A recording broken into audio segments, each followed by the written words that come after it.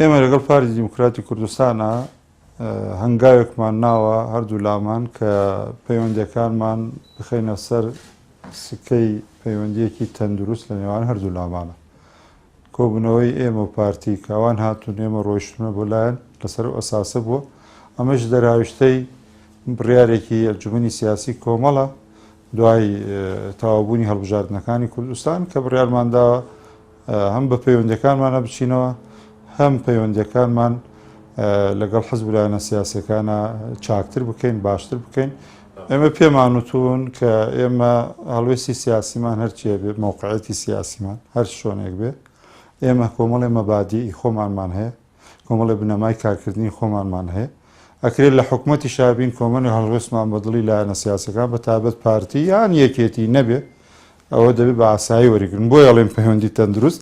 ئەوە پەیوەندی تەندروستە دەبێت حزب سیاسیانە بزانێ ئێمە حزبی سیاسین تەمثیلی شەریحەیەک لە کۆمەلگای کوردی خۆمان دەکەین و کۆمەڵی مەبادیئی خۆمانمان هەیە ئێمە لە مەبادیئی و تەواوەتی خۆمان لا نادەین